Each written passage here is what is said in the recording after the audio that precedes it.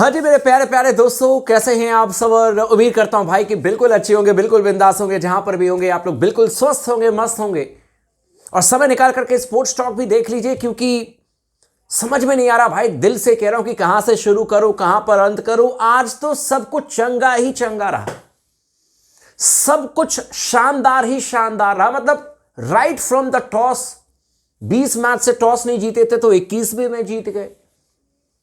पहले गेंदबाजी करने का मौका मिला, साउथ अफ्रीका को हमने 270 रनों पर रोक दिया। और उसके बाद शुरुआत में अगर डाउट था भी कि क्या हम सही तरीके से चेज कर पाएंगे, तो वो 8 से 9 ओवर के अंदर अंदर रोहित शर्मा और जायसवाल ने कहा कि चिंता की कोई बात नहीं है, हम 40 ओवर तक मैच जीत जाएंगे। और यही आपके स्पोर्ट्स टॉक का प्रेडिक्शन भी था कि 40 ओवर तक मैच हम जीतेंगे। जिन्होंने मैच देखा है उनको पता है। और हम 40वें ओवर में ही जाकर के मैच जीत गए। यशस्वी जायसवाल का पहला शतक, करियर का पहला शतक, चर्चा करेंगे उन पर। रोहित शर्मा एक बार फिर से outstanding knock. Virat Kohli, oh my God, मैं क्या बोलूं। मैंने इस तरीके से विराट कोहली को बैटिंग करते हुए नहीं देखा। इससे कहीं बेहतर इनिंग खेले हैं विराट कोहली ने, इससे कहीं खतरनाक गेंदबाजों को छक्के छुड़ाए। बट जब छक्के छुड़ाने की मैंने बात कही ना, तो इतने छक्के लगाते हुए मैंने विराट कोहली को नहीं देखा। और ऐसे लग रहा है जैसे कि ये छक्के नहीं लगा रहे हैं, ऐसे लग रहा है जैसे कि किसी को कह रहे हैं कि देख मैं कैसे उड़ाता हूं उन तमाम अफवाहों को जो कि मुझे टीम से बाहर कर रहे थे। और भाई साहब, समझना पड़ेगा कुछ लोगों को, कुछ हमारे पत्रकार भाई लोगों को, ये सिर्फ खबर लिख देने से सच्चाई साबित नहीं होती है भाई। विराट कोहली ने पहले मैच में शतक लगाया, विराट कोहली ने दूसरे मैच में शतक लगाया, विराट कोहली तीसरे मैच में भी शतक लगाने वाले थे, लेकिन अब साउथ अफ्रीका ने उतने रन बनाए नहीं। और आप सोचो कि 300 से ज्यादा रन इस सीरीज में विराट कोहली ने बनाए हैं। और लोग कह रहे थे कि बाहर कर दो ऑस्ट्रेलिया सीरीज में, लोग कह रहे थे कि अब इनकी जरूरत नहीं है, रोहित शर्मा की जरूरत नहीं है। तो मेरे ख्याल से चयन करता, क्योंकि मैं तो चयन करता हूं नहीं, और हम लोग तो सिर्फ एक प्लेटफॉर्म है जहां पर कि हम सब बात करते हैं आपस में। मेरे ख्याल से अजीत अगरकर को, बाकी चयनकर्ताओं को, और बाकी जो भी डिसीजन मेकर हैं, कोई लोग कहते हैं कि गौतम गंभीर हैं, कोई कहते हैं कि भाई XYZ, जो भी हो, सबको समझ में आ गया होगा कि रोहित शर्मा, विराट कोहली की जरूरत है। और मैं बार बार आपको एक चीज कह रहा हूं भाई, कि टीम आपकी तभी आउटस्टैंडिंग चलती है, आउटस्टैंडिंग बनती है, जहां पर कि यूथ एंड एक्सपीरियंस दोनों को एक नजर से देखा जाता है। आप सभी युवाओं को भर लो टीम में, आप नहीं जीतोगे। मैं लिख करके दे रहा हूं, कई टीमों को मैंने देखा है हारने के बाद इसको बदल दो, उसको बदल दो। भाई ऐसे नहीं होता है काम। अपनी मर्जी से टीम बनाओगे, सब जगह युवाओं को डाल दोगे, that doesn't give you guarantee कि आप जीत जाओगे। ऐसा नहीं होता है, गलत फहमी में आप लोग हो। विराट कोहली, रोहित शर्मा की जरूरत है। यशस्वी जायसवाल का जो शतक रहा है ना, उसमें रोहित शर्मा का बहुत बड़ा योगदान था, क्योंकि कई बार आपा खो रहे थे। जायसवाल का जो शतक है, उसके आप पहले 50 रन देखो, बाद के 50 रन देखो।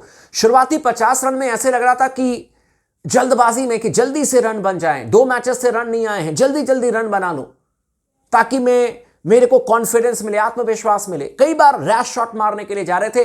रोहित ने आकर के डांटा भी कि what the hell you are doing यार, इतना टैलेंट है, क्यों इस तरीके के शॉट्स खेल रहे हो। ओडीआई क्रिकेट 50 ओवर का है, 300 गेंदों का है, सिंगल डबल के साथ में खेलो, जब मौका मिले चौके छक्के लगाओ। मैं हूं ना रिस्क लेने के लिए, मैं हूं ना लंबे शॉट्स खेलने के लिए। और उनके सामने में रोहित शर्मा ने 3-4 टांगे लंबे लंबे शॉट्स। इसीलिए रोहित शर्मा और विराट कोहली की जरूरत है। हालांकि विराट कोहली के बारे में मैं क्या कहूं भाई, अब तो ऐसे लग रहा है जैसे कि T20 में भी इनकी वापसी हो ही जाए, जो कड़क शॉट्स लगा रहे हैं, कि नहीं? गलत तो नहीं बोल रहा हूं, होगा नहीं, वो विराट कोहली खुद ही नहीं आएंगे, बट यार मजा आ गया। और अब इंतजार रहेगा न्यूजीलैंड के खिलाफ में, जब 11 जनवरी 2027 को पहला ओडीआई मैच खेला जाएगा। रोको की वापसी होगी, और रोको को अब रुकना ही होगा। अब उनको कोई बाहर नहीं कर सकता है। अगर आप अपनी मर्जी से, अगर आप कहोगे कि नहीं हमें अपने हिसाब से टीम चुननी है, तो आप कुछ भी डिसीजन ले सकते हो, लेकिन कायदे से तो अब कोई बाहर नहीं कर पाएगा, और होंगे भी नहीं, क्योंकि ये इतने भी हल्के प्लेयर नहीं है कि इनको बाहर कर देंगे और सब शांत बैठेंगे, सवाल तो किए जाएंगे और ऐसा होगा नहीं, इतना मैं आपको दावे के साथ कह सकता हूं। लेकिन इस मैच पर चर्चा करें, outstanding captaincy by KL Rahul, आप इनको मत भूलिएगा। देखो भाई, अगर आप इस मैच को देखोगे ना, साउथ अफ्रीका की टीम बहुत आगे थी, लेकिन साउथ अफ्रीका के साथ में सबसे बड़ी दिक्कत यह थी कि एडन मार्करम, जो कि इनके शतक लगाने वाले बल्लेबाज थे, ओपनर थे, उनको इन्होंने 5 नंबर पर भेजा। तो साउथ अफ्रीका ने स्ट्रेटेजिकली अगर देखें तो सबसे खराब यह फैसला लिया था। एक शतक लगाने वाले बल्लेबाज को अगर आप बहुत हद तक बैकफुट पर भेजना चाहते हो, बाद में भेजना चाहते हो, तो आप 3 नंबर पर भेजो यार। आपने टिम्बा के बैटिंग लाइनअप के साथ में छेड़छाड़ नहीं की,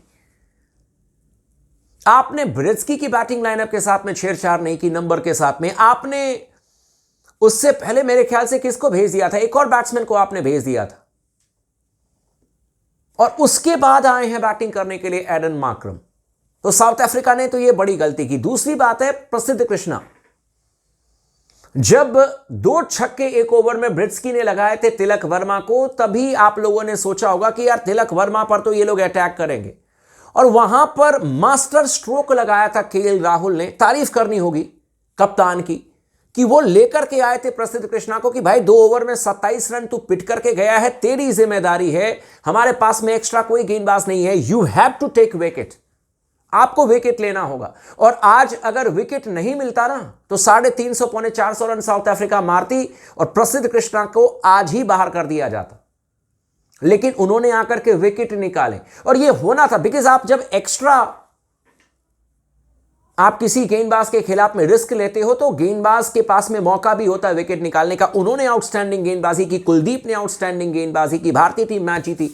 लेकिन रन चेस के लिए मैं क्या कहूं यार, मतलब एकदम ideal run chase, 271 run, 1 wicket आपका गिरता है, 9 विकेट से मैच जीतते हो। It was final match India South Africa, high profile ये ODI series, high scoring ODI series.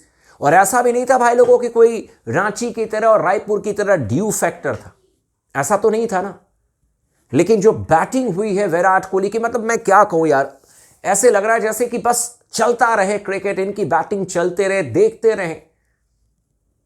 Rohit Sharma was outstanding, और आई होप भाई लोगों की अब ये विवाद नहीं होगा, अब इस तरीके की अफवाहबाजी नहीं होगी कि ये आखिरी मैच, ये आखिरी सीरीज, यहां से बाहर वहां से बाहर इनको कर दिया जाएगा। ऐसी बातें नहीं होनी चाहिए।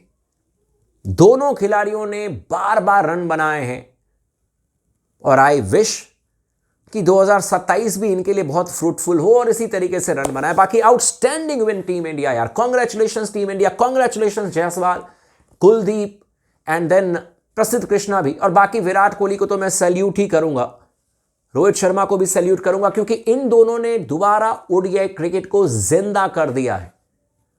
क्राउड देखो रांची में, क्राउड देखो आप रायपुर में, क्राउड देखो वाइजैक में।